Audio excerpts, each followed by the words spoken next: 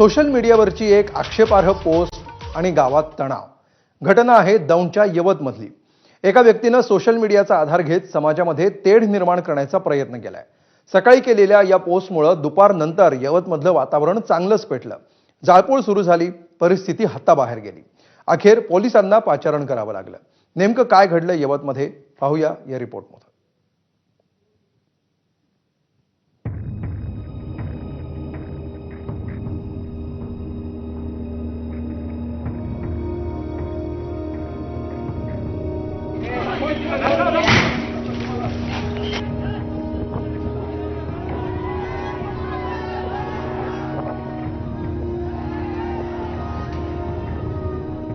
हे दृश्य आहे पुण्याच्या दौंड तालुक्यातील यवत भागातलं.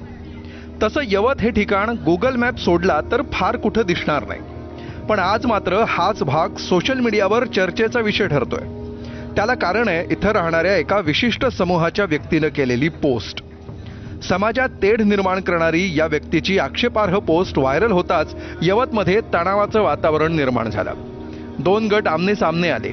आठवडे बाजार बंद झाला, जाळपोळ करण्यात आली आणि त्यामुळे पोलिसांचा कडेकोट बंदोबस्त तैनात झाला.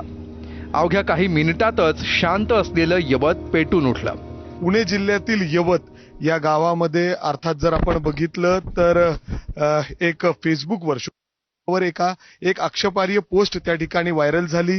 अर्थात त्याच्यावर पोलिसांनी कारवाई केली. त्या मुलाला पोलिसांनी अटक देखील केलेली आहे. मात्र या आक्षेपार्ह पोस्टवरून या गावामध्ये दंगल पेटलेली आहे. अर्थात जर आपण बघितलं तर दोन गटामध्ये या ठिकाणी तुफान हारामारी देखील झालेली आहे आणि यावरून या ठिकाणी गाड्या फोडण्यात आलेल्या आहेत, काही गाड्या पेटून देण्यात आलेल्या आहेत, काही घरांवर दगडफेक देखील या ठिकाणी झालेली आहे. ज्या व्यक्तीनं आक्षेपार्ह पोस्ट केली ती व्यक्ती यवतच्या सहकार नगर भागातील रहिवासी आहे. त्यामुळे संतापलेल्या तरुणांनी या भागात गाड्यांची जाळपोळ करत आपला राग व्यक्त केला. मी सध्या आहे दौंड तालुक्यातील यवत गावामध्ये आणि ज्या ठिकाणी या व्यक्तीनं जी आक्षेपार्ह पोस्ट केली होती सोशल मीडियावरती त्याच्या घराची आता अवस्था. जो जमाव जमला होता त्यानं या घरामध्ये जे आहे ते पेटवलेलं आहे. आपण बघू शकतो या ठिकाणी अद्यापही धूर जो आहे तो या घरातून बाहेर निघतोय. खरं तर दौंड तालुक्यातील यवत मधला ही वस्ती आहे आणि या ठिकाणी जो आहे तो या ठिकाणी त्यांनी ज्या व्यक्तीनं आक्षेपार्ह पोस्ट केली होती त्या घराची आत्ताची परिस्थिती. खरं तर आता जो तणाव आहे तो निवळलेला आहे. आपण बघू शकतो या ठिकाणी जो आहे तो जाळपोळ करण्यात आलेली आहे. त्याचं घर देखील पत्र्याचं शेड आहे. त्याच्यामधली जी वस्तू आहेत, कपाट असेल, बेड असेल, ती पेटवण्यात आलेला आपल्याला पाहायला मिळते. आणि या ठिकाणी जो आहे तो मोठा जो जमाव जो आहे तो या ठिकाणी जमला होता आणि त्यानं जे आहे ते दगडफेक केली. आपण ही परिस्थिती बघू शकतो. त्याच्या आसपासची परिस्थिती या ठिकाणी बघू शकतो. या ठिकाणी मोठ्या प्रमाणे लोक आली, त्यांनी दगडफेक देखील या ठिकाणी केली. तणाव वाढल्यामुळे मोठा पोलीस बंदोबस्त तैनात करण्यात आला. जमावाला पांगवण्यासाठी पोलिसांनी अश्रुधुराच्या नळकांड्या फोडल्या.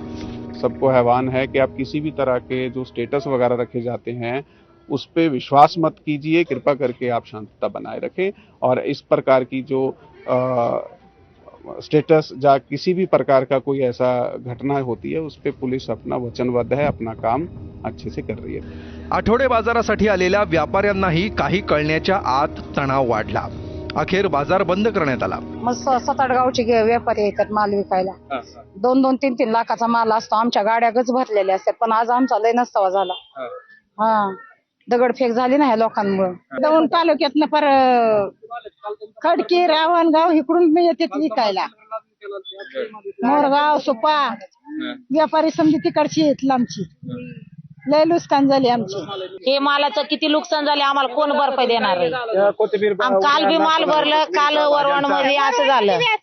असं वरवण मध्ये झाले म्हणल्यानंतर आम्ही यवतला आले.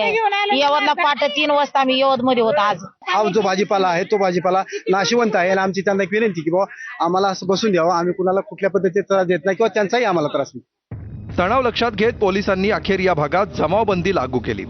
दरम्यान उपमुख्यमंत्री अजित पवारही पुण्यातील सर्व कार्यक्रम रद्द करून यवतकडे रवाना झाले.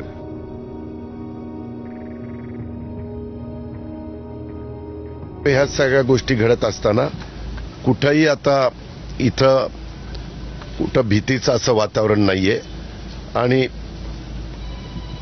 परिस्थिती पूर्णपणे पोलिसांच्या कंट्रोलमध्ये आहे. त्याकरता आपण सगळे मिळून एकमेकाला सहकार्य करूया. कालच या ठिकाणी भाजप आमदार गोपीचंद पडळकर आणि राष्ट्रवादीचे आमदार संग्राम जगताप यांचा भव्य मेळावा पार पडला होता.